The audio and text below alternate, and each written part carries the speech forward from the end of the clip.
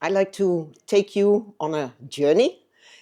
First of all, a bit of our own journey, and talk about business as mission and why it gripped my heart. First of all, I think it's God, gripping your heart for something, and sharing a bit of theology. What is this business as mission thing? And give some examples. I'm a storyteller too. I also studied journalism, and so I'm basically the storyteller. You saw, um, then I talk about mindsets, talking about stories. You see this on the chairs, and I will refer to this. It's a podcast I released 2 years ago and it's a great podcast. And I can say that because my co-host is awesome.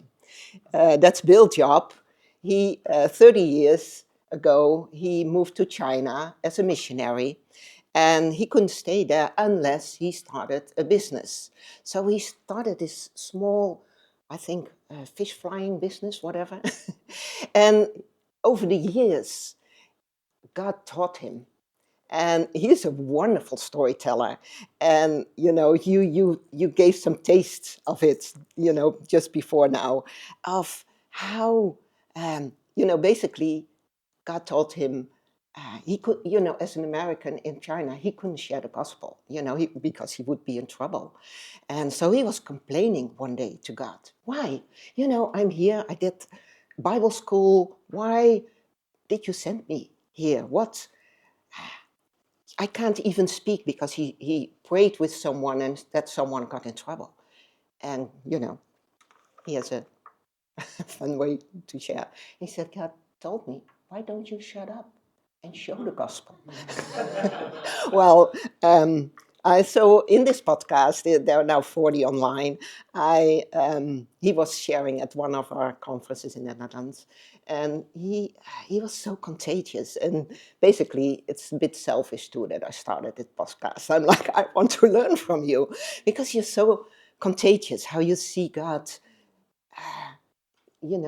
move on the work floor. Um, in a period of time of where I had 200 people working in the factory, in half a year time, 80% came to know the Lord.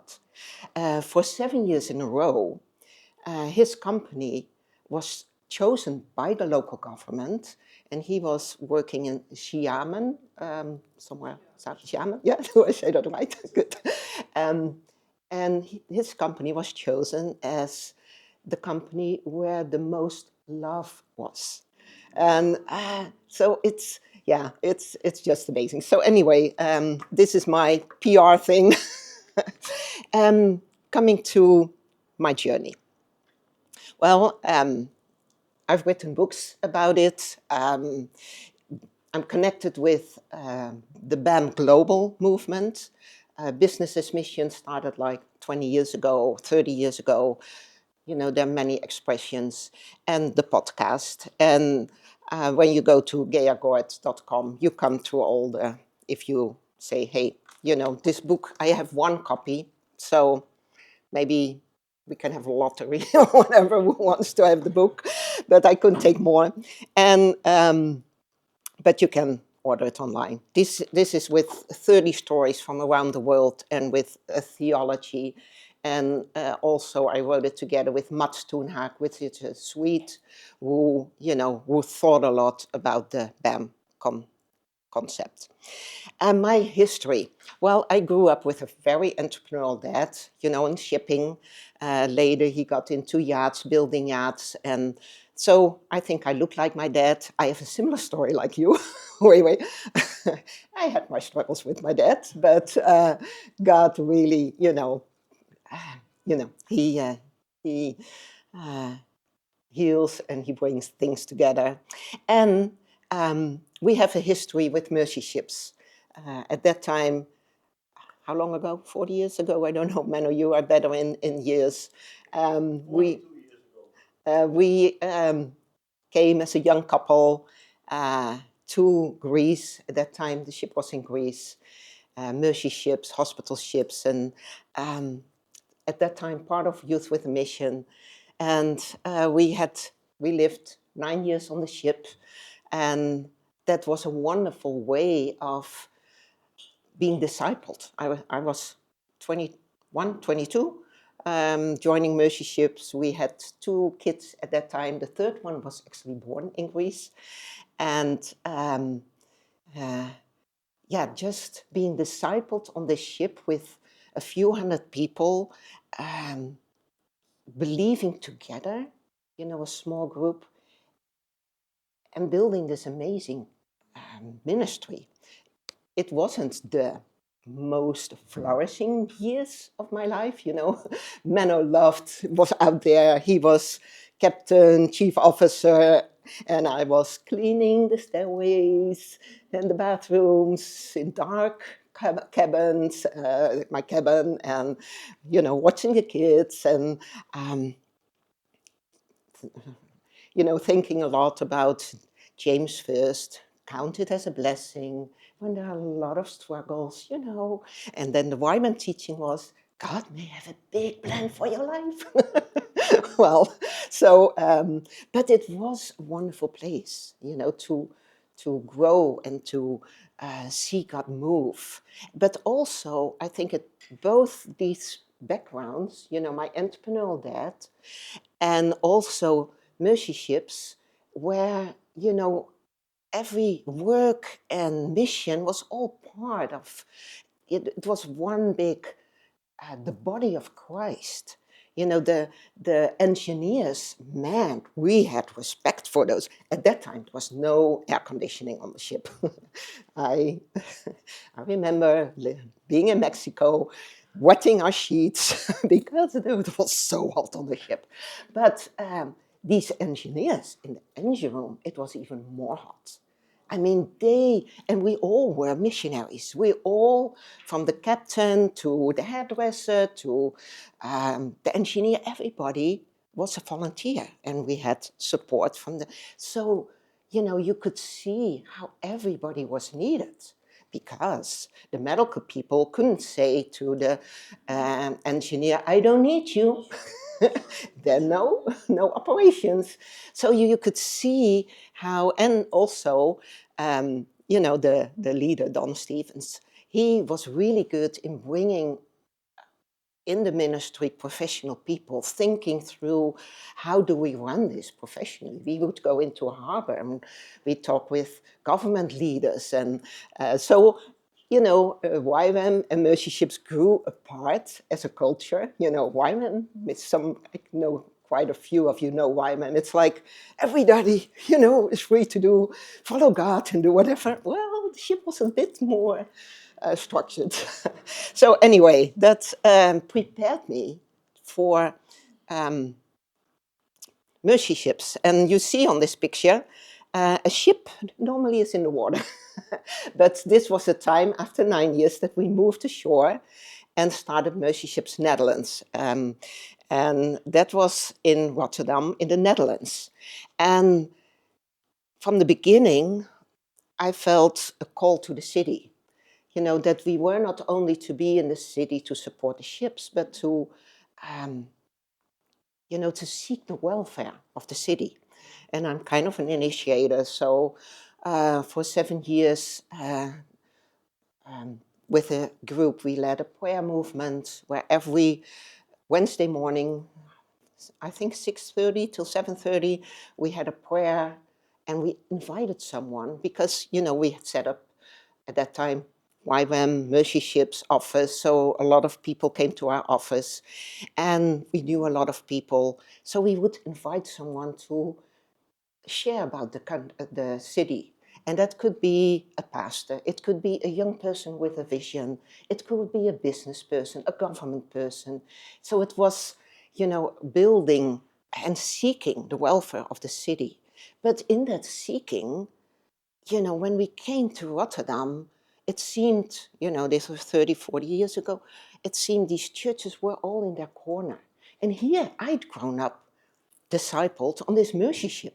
You go into port, media is there, government leaders are there, and it's like, come on, we have such a source.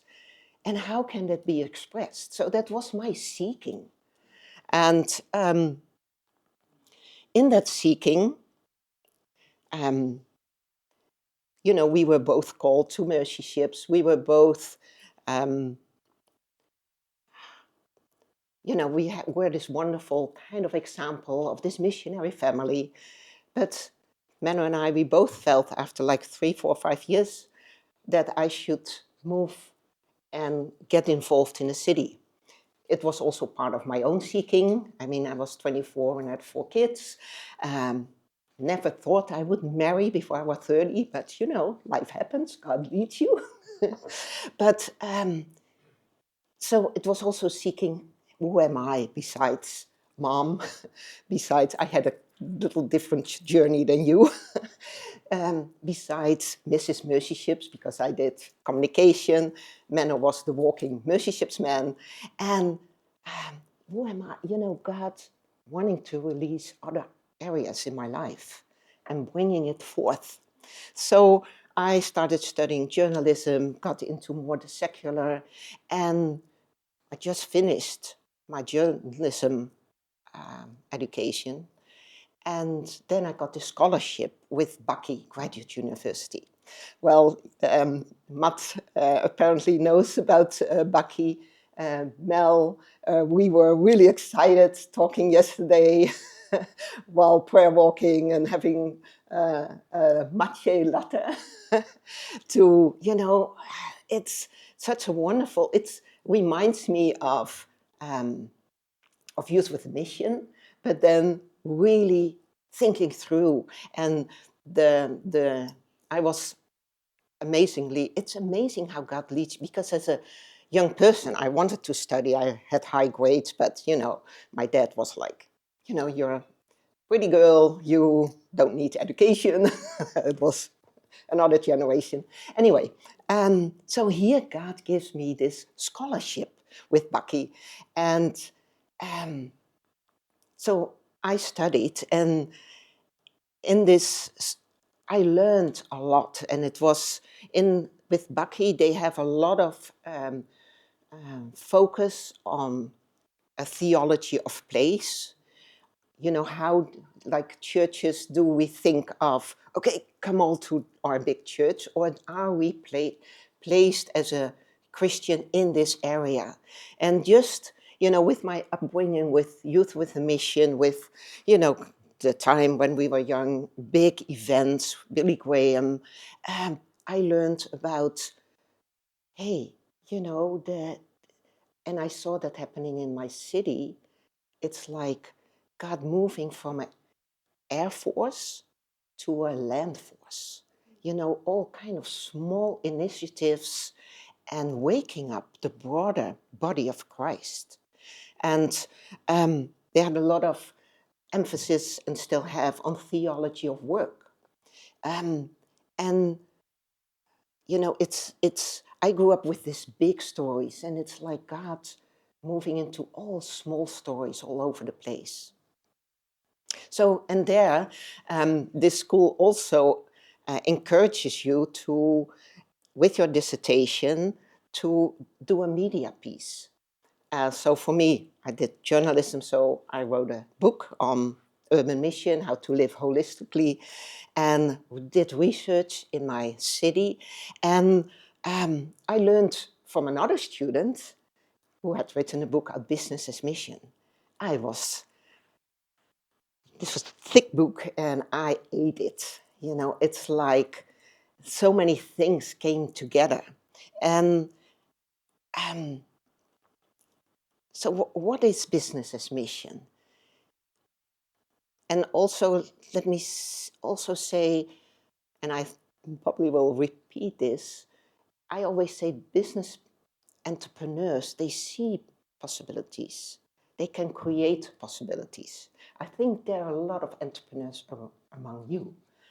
And, but how can we use this gift for God's glory? How can we use it to build his kingdom? And I'm now leading a movement in the Netherlands. I wrote first a Dutch book, then this is the international one. And it's a privilege. People in the Netherlands read this book, and a group came together, and we formed now a foundation, and we have, for the past 7 years, we have every year in November a 2 days congress. You're very welcome. It's bilingual, and to see what is God doing to connect people. And our emphasis, often we think of business people, to fund the project. I mean, I was with Mercy Ships. We lived also, from support for many years. But, our focus is releasing this gift for the broader body of Christ. Like, giving, that's very much part of it. But, how can this gift be released? So the concept, it's about, and we come from a Western mindset of materialism, of individualism, of capitalism. But what is God's original meaning? It's changing our mindsets that business, can be so much a tool for his kingdom. It can become a community where there is a life, where people can flourish, and where we can think of all the relationships. We often think business, money, but business is so relational. You talk with a business person, and it's about relationships. It's about the Dutch word is gunnen. You build relationship, and people want to, they trust you. And I need my glasses. It's also about creating. It's, God the creator from the beginning. So how can we create with a group? And the importance, and that's, my personal seeking, how does it look like in a Western context? But it basically was developed, the idea, 20, 30 years ago in closed countries where pastors went to closed countries. They saw, I like Bill, I can't be here. So in the beginning years, it was also like not a real business, but then it didn't feel authentic. It didn't feel sincere. It didn't feel honest to be like, just be a reason to be there. So they started to build businesses. And so from a church and from a mission perspective, people started getting engaged, but also from a business perspective, where business people were like, hey, what if this is God's business? What does it mean? Thinking through that. So, and then, like I said, in the Western context, that's my seeking. How does it look like? In a lot of more developing nations, it's, to create jobs. It's so important. When we talk, here at Thessaloniki, the human trafficking, it so much has to do that there is no perspective in the countries they live. So the need for jobs, the need for perspective. And, we talk also about, the people. What does it mean, sustainability and our nature and the planet? Also profit. And I think that's where both worlds of meet, from a church, idealistic, social, and more business-minded people. And what I dream of, that more and more people find each other. Some are real kind of business-minded and goal-oriented. And then others are more people-oriented. And we need each other. There are a few who have it all in them. but I think we need teams to bring together and to see each other giftings. And, it's sometimes a different culture, and the business people go like, oh, these missionaries, they keep talking and they keep praying. But, it's hard work. So, but I see it happening, and it's exciting. So it's like um, an apple pie. You need all these ingredients of, um, as a family, as, through building a life-giving culture. And that's actually my personal passion within Business as Mission. Where is the life? Because we can build wonderful businesses as we build wonderful churches with good intentions, good morals. But it's not always this life. So that's my personal passion. That's one of the reasons I started this podcast with Bill, because, where's this life? How does it look like? How can we feed it? So, and it's not new. We heard about Paul, the tent maker, but also in the years, I don't know, the whole Silk Route, there's a whole story. And some people within in my network has researched that. They know more about it. But it happened over the years that through business, God's life spread. Also, it was very interesting to read the whole, in the time of the um, Industrial Revolution, of in the UK, how, there were these factories and people were working, and there was like alcoholism and dirt, and then at that time these were some hierarchical male, who built whole villages, and women could be on that side and men on that side. But they started soap factories, they started chocolate factories, so it's God has in each day and time spoken to his people, and people have picked it up. And it's Business as Mission. I think it might be one of the bigger global movements, but in Netherlands you have Kingdom Business, you have all kind of business groups who are seeking and desiring to see God move through their business. And I think what makes BAM a bit different is that we not only focus on business people, but we focus on missionaries, with mission organizations, because they are also seeking, hey, the world is changing. We don't have that much donors, that can often be a reason to, so let's just get the business people involved. But through that, they are discovering, hey, maybe there's more to this. And so we focus on a broad group of people. So the pastors, and I will share later a few examples, but it's also excited to see church planters getting involved and starting, business, a combination. So it's what we say, hey, we want to have the whole body of Christ be involved. We want the pastors to embrace this and to encourage and release this business gifting, and that it can be fully embraced and encouraged and blessed. So it's also an expression of a much broader movement. We see that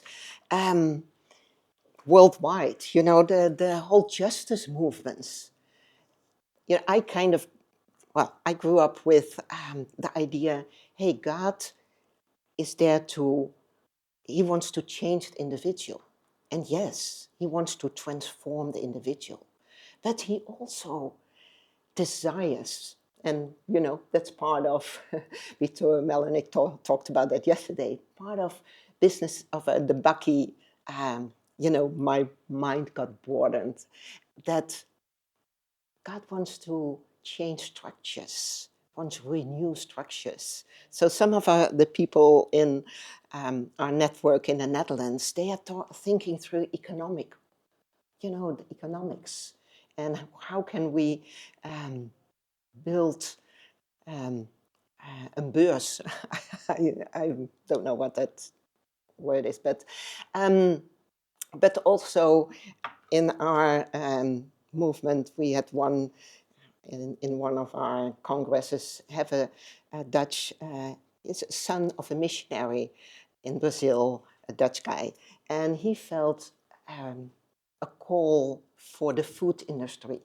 He has now a big company, and a lot of the biological food, you know, in the supermarkets are from his company. But he has a vision to renew that whole area, the structural change, and it's just so inspiring to me. I mean, this is not. This is long-term vision. This is different than my YWAM go and on a mission trip. This is going down and digging and praying and believing. His son just joined the movement, and his son, uh, Casper, he's also living at a 24/7 prayer house. So it's wonderful how God is combining and starting to bring these connections. So it's mission with a much broader approach. It's transforming individual spheres of influence. And I loved what you shared. Do we dare to dream big? Do we dare to dream big? Not from, oh, let's see how big a hero I am. No, from his heart. From his heart. And I think that's a word for you. For some of you to really dream big. Dream big. In humbleness, in brokenness, in love.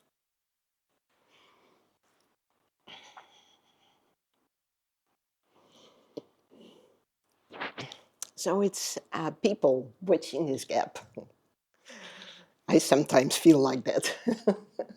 And you know what? It doesn't always feel wonderful. People walk over this bridge, meet each other, and then they're off. And maybe you hear their story, and maybe you never hear something.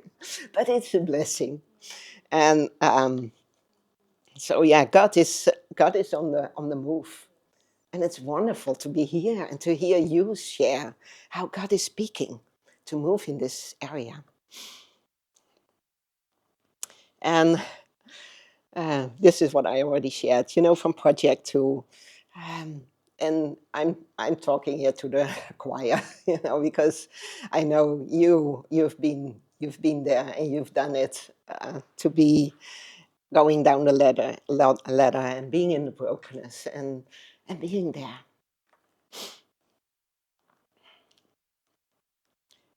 But there's still a way to go. There's still there's still a lot of wakening up to do in this whole area, but God is on the move. We don't have to do it all. I'm happy.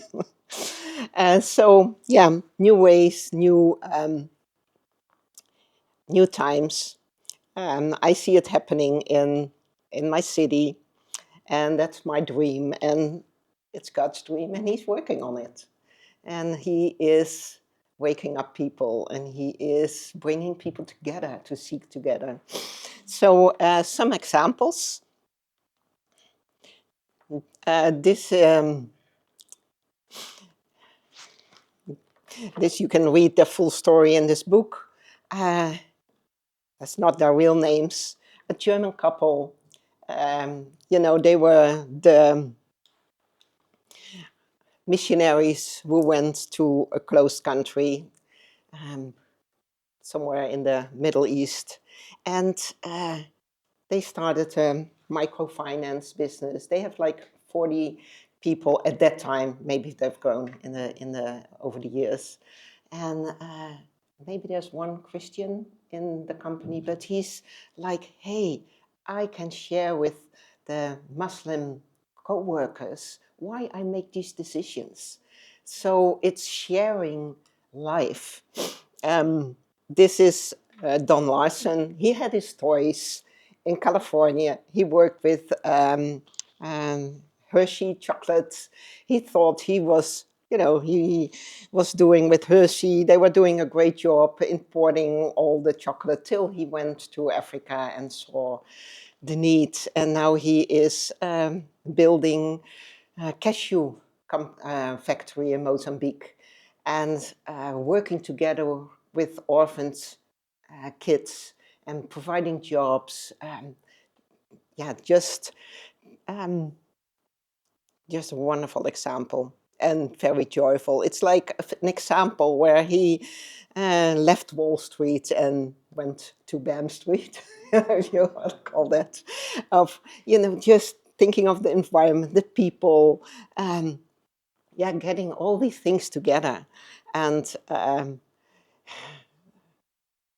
so another example is this Dutch lady who worked in the red light district with Christian ministries,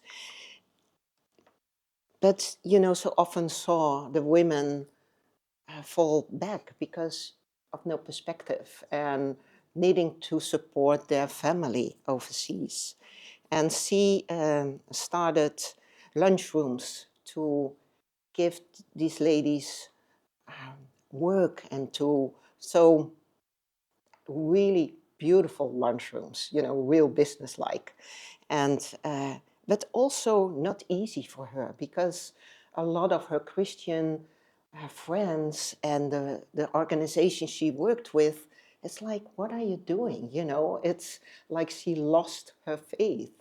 And so, like I said, there's still some awareness to be done, but she gives a lot of people perspectives. Another example is, so business as mission, and business can be, it's so broad. It's not like, hey, this is a BAM company. Yeah, some are really kind of close, but it's like a concept. It's like a journey, and different people come from it from different perspectives. And some need to learn to get more profit. Others need to learn, hey, how does this look like with the people, with the culture in my company? Others need to think through their products. What is this really helping, and is this really a blessing? These are some teaching and aid examples, like Corrie de Boer. She was also BTU graduate, and she has this children ministry in the Philippines, and she worked with 6-year-old kids, teaching them about entrepreneurship. What she says, my culture, my Philippine culture, we are known to serve around the world. Nobody is inspiring us to get into business.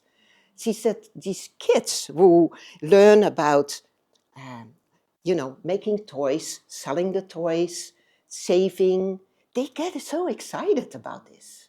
So it's just wonderful how God inspires people in different ways to get engaged.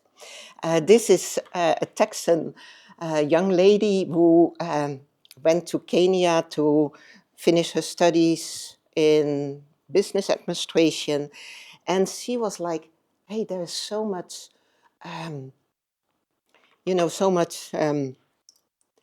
corruption here, but I can't change the politics. But I can teach entrepreneurship. So she works together with churches and only with local people about entrepreneurship, and also the whole curriculum with what corruption does. Why not do it? What are some of the reasons not to do it? It's like when you are trustworthy in a country like that and you can count on somebody, that's gold. So, so bringing this awareness, and she said, I can raise up business people, and like people like Steve Jobs or business people can be so influential. So that's not a, and these are all numbers from several years ago. I know Synopsis has grown way beyond that. And in my country and in Sweden, a Swede started business training for migrants. So a migrant program where, you know, people come to the West, don't have possibilities, don't have perspective, or have to wait a long time, and but some have dreams. So it's like Authentic Lives, neutral language, but very Christian based, and with Christians coaching. And there's so many ways you can speak into people's lives when, you know, through business plans and dreams. In an urban context, one of my favorites is in Fresno, California, where this guy started with a vision for the neighborhood, a church, a foundation, and a business. And with the aim that everything in this kind of challenging neighborhood has to be a blessing for. So, well, how does it look like? He teaches it. This church attracts entrepreneurs, you know, and so they teach young people how to make windows which are broken in that area, and so there is a whole. They do a whole lot of things. So it's one of these inspirational examples, bridging the gap. And this is a couple in my city, Rotterdam, who started a church plant. They are church planters. And they started a lunchroom, but also a clothing store and also a hairdresser shop. And it makes the threshold to the getting connections, makes it so, yeah, easy. And they, you know, they're like, well, everybody knows us here. So they start alpha course or just a table and just talk and just exchange, just befriend. This is in Berlin, the in a real high-end neighborhood. And they did research in this neighborhood, and this was Herbert from Eastern Europe, not the typical businessman, you know, with you, but who had a dream from God to. So he is also an architect. So the whole building was designed where there's a lunchroom, but then on 2 floors there are different Christian businesses providing. You know, because in this more high end, there are more broken families. So childcare, counseling, and also people living there. So just some of the examples of what God is doing.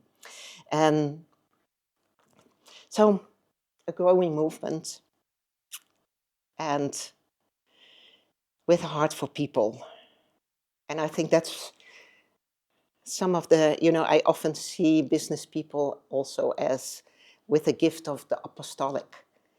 And I think we so need it in the body of Christ. You know, many of you are apostolic people. Seeing ways, going out of the way, going beyond. But it's so needed in the churches in Europe, you know, where there are a lot of pastoral shepherds, teachers, and, you know, the business people, they or apostolic people can kind of rock the boat. They do the things differently. And but I think God is on the move, and yeah, bringing this awareness. And for me, it's been the past 7 years. We have a wonderful team, and it's been a movement from the bottom up. You know, I'm a journalist. I wrote for different papers, but I tried to get in some of these Christian papers, and one of the papers said, "Well, go to the economic department." Then I go to the economic department, and he said, "Oh no, go to the church department." I mean, they're all and it's not all of them are exciting stories. It's not. I did communication for mercy ships. Man, easy. It's like, oh, project Africa, poor children, nice pictures. Here it's, what are you talking about? with the mindsets, it's hard to imagine. So I'm just constantly researching, telling stories. So that's what I've been doing and still doing. Every 2-3 weeks, I send out a mailing with another story, and people, get it. So it's slowly a movement from the bottom up, but also it's wonderful because the people who are attracted in our movement, there are really wealthy people, and there are young people, but of course, in every movement, there are some egos, God is still working on us. But the ego is really low. And that's so wonderful because together we are seeking, hey, how does it look like in my context? How can we help each other? And it's wonderful to see some of the investors, like my team, it's now getting a bit younger, but it started by more the older investors who had their houses and their everything in order, and they're like, let's hobby for Christ now. I, I make it a little bit black and white, um, uh, but they have a heart to invest in young people and to see potential. So I tell them, hey, you gray-haired males, we need you, don't leave. We want women and we want younger people, but we need each other. And yeah, so I've been talking quite a lot. Do I still have? Because um, there was supposed to be a break. So maybe we can, why don't you stand up, stretch?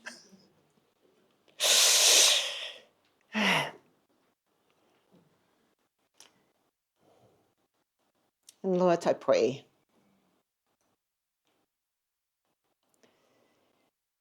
will you help us to show us where our mindsets need renewal? You are so good in bringing light. So come with your light as we move into this next section. Yes.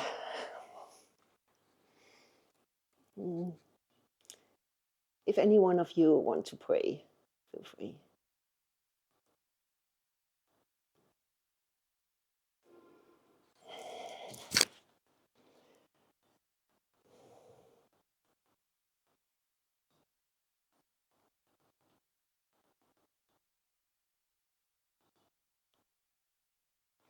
Okay, let's move on.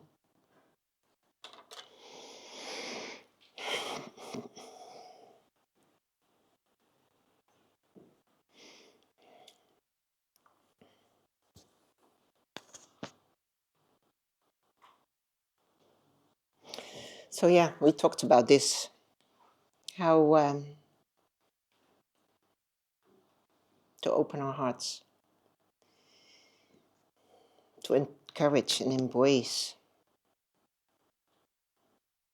and use this entrepreneurial and business gifting. And, globally, there is this growing ecosystem. There are a lot of Bucky is one example of theology of work, but globally there are many students studying business as mission. There are schools offering classes. And online, when you Google businessasmission.com, you find a lot of resources. It's also in many languages available. It's not a Western thing, the West to the West. It's, I was encouraged in Ethiopia. There are quite a few Dutch people involved in Ethiopia. But an Ethiopian started with a vision for a BAM network in his country. In Brazil, all over the place. So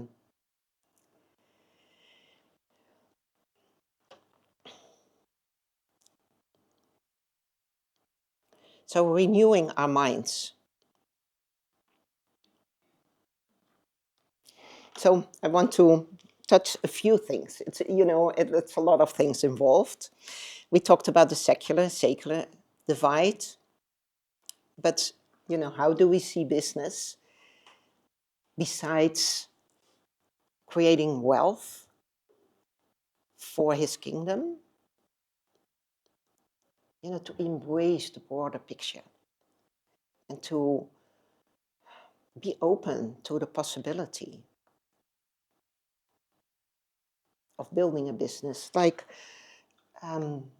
yesterday we saw Daniel's witness.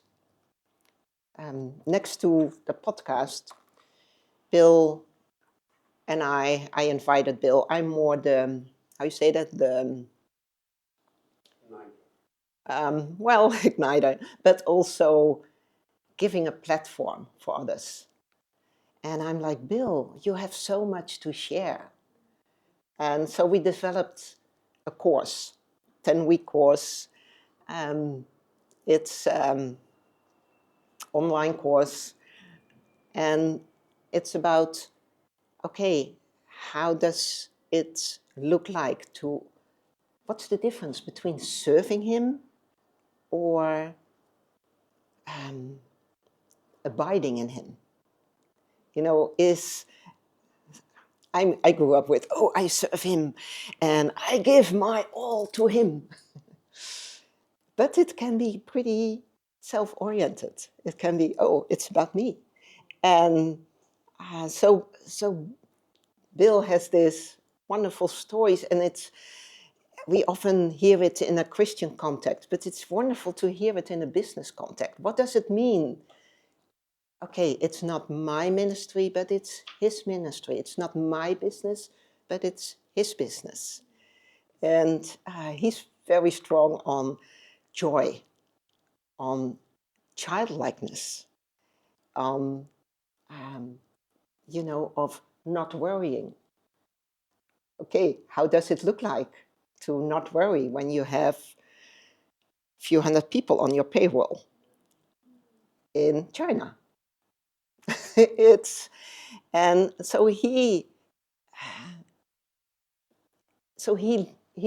had this 30 years journey of God teaching him, and that's the way how God constantly challenged him. Bill, when he started there and was a few years, they saw God provide, and they saw some good things happening. But then there was a Chinese colleague worker who had been in prison, who was not very literate, but had his walk with God. And he's like, Bill, we are not seeing the full life of Christ here in this business. And so that brought him on a journey. How does this look like? Well, anyway, I'm excited that Daniel, who was on the online last night, he joined this course. Basically, I was asked to help with the, with his visa, and he he learned, oh, Gort.com, let's have a look. And he saw this course. He's like, wow. But I'm like, that's what I prayed last night. It's like, yeah, you come from a pastor background. Is God, he has a business now in, what is God doing? What is God doing? 2 weeks ago, I had the privilege to interview someone, Iraqi business person, who has 12 people, who also has a journey of, by surprise, now having a business and needs to think through, oh, but especially in his country, he's like, business are real egos, they are, and here, but he's like, oh, I see my people transform on the work floor. And now he has this bigger vision for a hotel and he's like, I'm learning now. He was on his way to a business as mission conference in Vancouver and stopped in the Netherlands. So I got my equipment out and interviewed him. It will be next week online. But it's just wonderful how God brings these people together and builds this network. And I'm like, God, what are you up to? I think we just see the beginning of it. Anyway, let's go into the mindsets.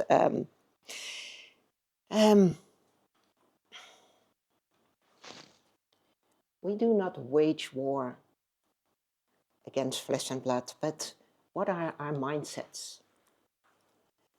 How can we demolish all arguments and every pretension set up itself against the knowledge of God? And when we think of business, it's been so long in a field of, let's stay away from that, or it's dangerous, or so there shouldn't be a division. There shouldn't be. But it's often so deeply ingrained, it's so, we are not hardly aware of it. I was able to coach a pastor in the Netherlands, a real, he could be the real tradition. He would look really good in a traditional church, he would fit right in. And he is this theologian, author of books, but he loved coffee and being a barista. And he's like, Gea, can this be possible? Can I engage in business? And now he has a wonderful, real professional lunchroom. And he said, some people come and they say, I feel like I need to take off my shoes. There's something in this place. And he's really now getting excited, also excited about the professionalism and about earning money. And it's like, it gives me an entrance. The government leaders are talking about us. In all sections, I hear they talk about us. And, there is a place with candles and a cross, but subtle, not, some places you kind of go like, it's a little bit too much. He knows this connection, and he is also fun. He's like, okay, I'm like, how do you keep your energy up? I mean, ministry, business. And he said, oh, Gaia, I'm having so much fun. He's a white pastor. He has black ladies in the kitchen. And he said, I know now everything about hair braiding, about flesh, eye flesh. I laugh so much. And it's again, let's have fun together. And in all these areas of life, so renewing our minds and thinking about the kingdom. And again, I know I'm preaching to the choir that, his kingdom is all over the place. But we need stories. We need stories like you shared before. We need those stories of how it looks like in our business, how it looks like in our work setting. how we can bring the kingdom. But money, what is it? Is it, I know I've been in the mission area and in the mission field and, uh, living off in faith. Well, we know we sometimes need more faith now. Do we get another job? Um, but sometimes, as a missionary, it doesn't matter how much money we have. Money can still be this big thing. And I think we are called to freedom in this area. And again, I'm blessed to have been now 2 years a lot of involved with Bill, and he has a business, still his business in China, and it's not doing really well. And that he's saying, in the beginning years, it was 50 euros was a big thing, and I had faith, needed faith for that. Now the number really increased, but the burden is less heavy. It's and it's part of not carrying the weight, but knowing, hey, we are walking with God. And but also the relationship, that it's about relationship. I'm a bit goal oriented, so I fasted but it's like I fasted for a goal. And is there a challenge? Wow. Bill says, that gives me opportunity to spend time with God. And it's the journey. It's the journey of finding breadcrumbs. I'm kind of like often fasting to get the big answer. And he's like finding breadcrumbs along the road. So knowing that that is freedom with Christ in this whole area. And business people can often feel, I know that there's somewhere out there another picture of the pyramid, but here, it's like we often think that way in church. And business people often feel right at the bottom. You can fill it in with pastors, missionaries, people who are in healthcare, and then way on there is. But again, God is renewing our minds, and that all these gifts are so needed. And, the business people stepping out of the boat and walking the boat, and sometimes might feel, woo, I'm drowning. But we're all part of the body.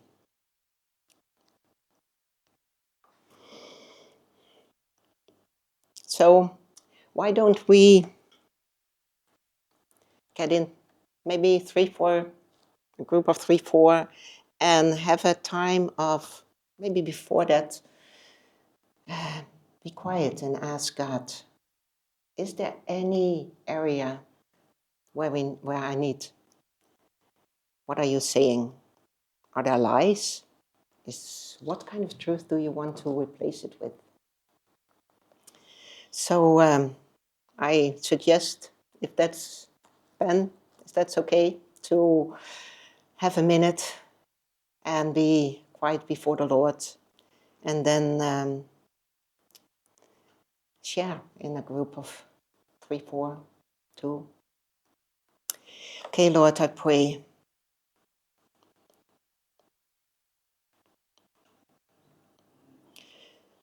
Will you speak to us?